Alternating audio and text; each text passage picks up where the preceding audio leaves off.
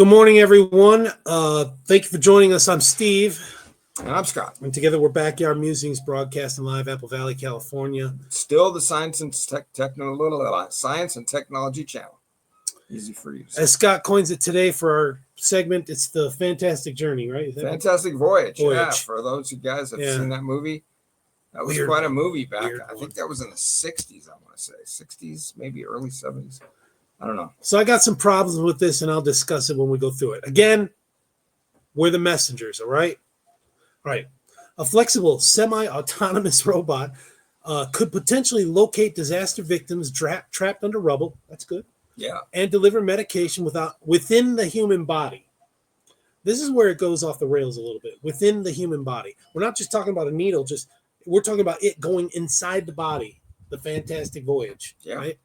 A small, soft, and flexible robot capable of crawling through earthquake debris to locate trapped victims or navigating the human body to deliver medicine may sound like science fiction. I suppose that's a stretch, right? Going through rubble in an earthquake situation to being injected into a body. That's quite a stretch. Now, if they would have said nanobots or nanites, then I would have been, oh, okay, yeah. But these small, tiny robots, it's not. They should have said nanobots or nanites. And you could have an army of nanites delivering morphine, each with a little tiny infinitesimal thing of morphine, and they all go into your body, boom, put the morphine in so that you're not feeling any more pain with that rebar sticking in you from the rubble. All right. However, an international research team led by Penn State is making this vision a reality by combining flexible electronics, like the batteries we talked about, with magnetically controlled movement. Would you like to know more?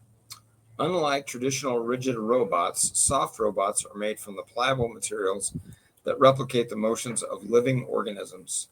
This flexibility allows them to maneuver through confined spaces such as collapsed buildings or the complex interior of a human body. See, that's a huge shift right there. It's going to take a day to get from the ground floor down 2 floors to get to the person. I'm just being facetious. Right. And then go into your body. Okay. Yeah.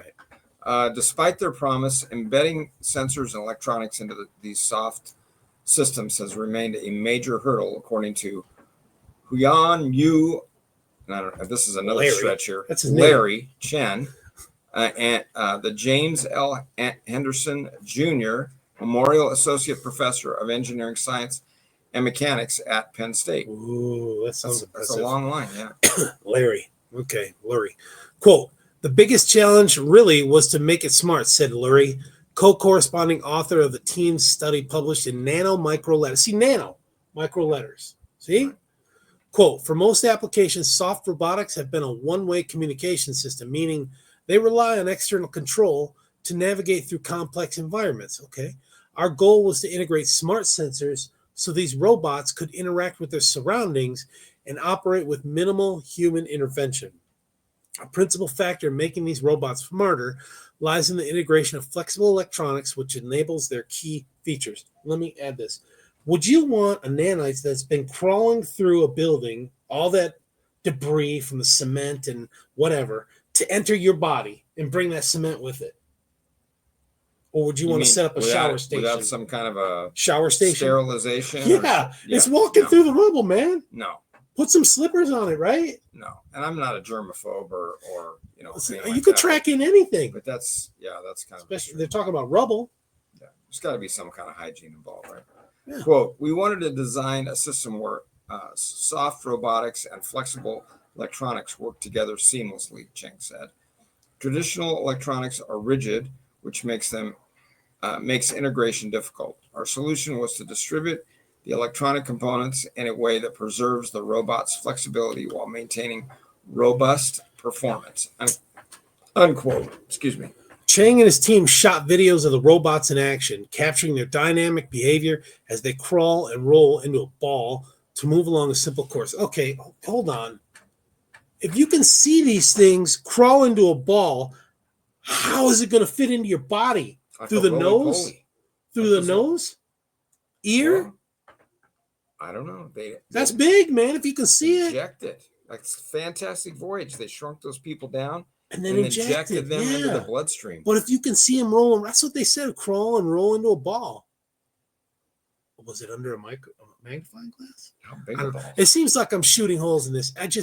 My small mind can't comprehend it. You know? Well, You know what I'm saying? yeah, I don't know. It sounds like we need to see the movie first before we actually. Scott's pushing for the movie. Yeah, I want another movie. Fantastic Voyage 2.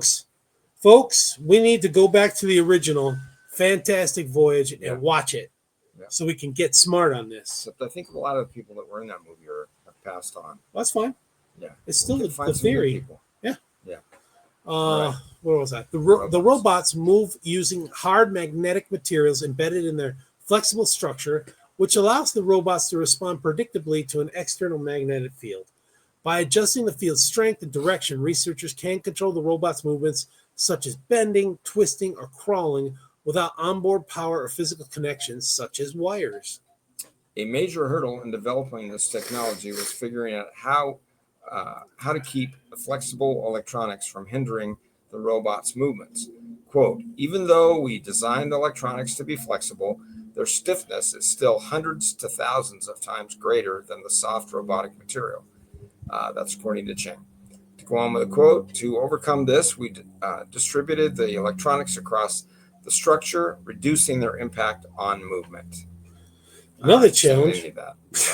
Another challenge was blocking unwanted electrical interference. Yeah, like you go into the power lines. That's, which can disrupt how an electronic device or system works. This interference comes from outside, so it could be the pacemaker too. It could be the hearing aid. Yeah. Like other electronics or wireless signals, such interference would hinder movement and make sensor performance and affect sensors performance.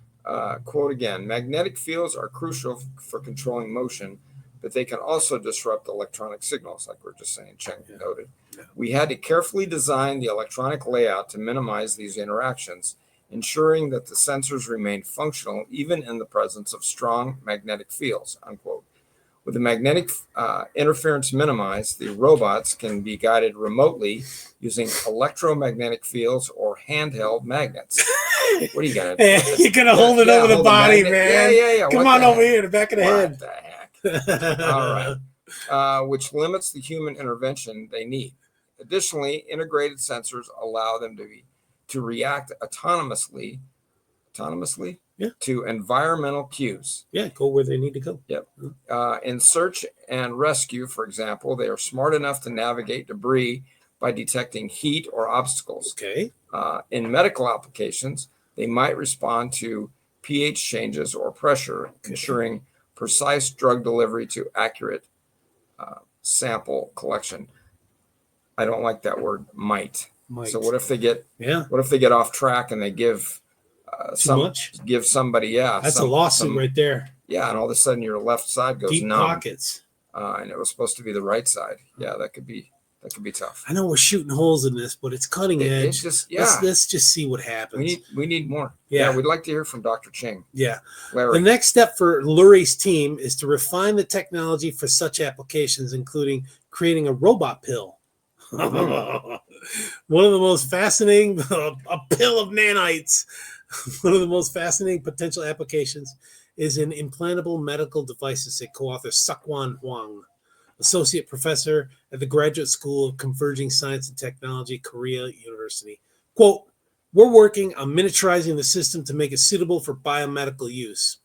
Okay. Imagine a small robotic system that can be swallowed like a pill, navigate through the gastrointestinal tract and detect diseases or tapeworms. Yeah, or deliver drugs precisely where they're needed. Such technology could provide a less invasive alternative to traditional diagnostic procedures like biopsies, gathering data directly from the patient in real time, according to the researchers. Now, that sounds pretty good. This could be like, imagine these little nanites that can start repairing, like Crohn's disease in your intestines. They can start repairing the stuff. That's a fantastic application, right. Fixing or stuff. Instead of blasting a certain area with radiation or something, they can just go in and target it internally.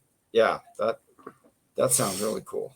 All right, quote, with integrated sensors, these robots could measure pH levels, detect abnormalities, and even deliver medication to precise locations inside the body, Lurie explained. That means fewer invasive surgeries and more targeted treatments, like you were saying, Scott, improving patient outcomes. Lurie said he also envisions future applications in vascular treatments. Quote, if we can make these robots even smaller, they could be injected into blood vessels to treat cardiovascular diseases or even clean up the plaque. Fantastic voyage. This has got it written all over it. I'm telling you. Or deliver medication directly to affected areas, Lurie says. Quote, that would open up entirely new possibilities for non-invasive medical treatments. Oh, okay. Well, we started off kind of odd there, but ended up pretty promising. Promise. Yeah, that's promise. Cool. Especially they can start repairing. Yeah. So we like this. Yeah. Good message. Yeah. All right. Thanks, folks. We will catch you this afternoon. Take care, everyone. Thanks.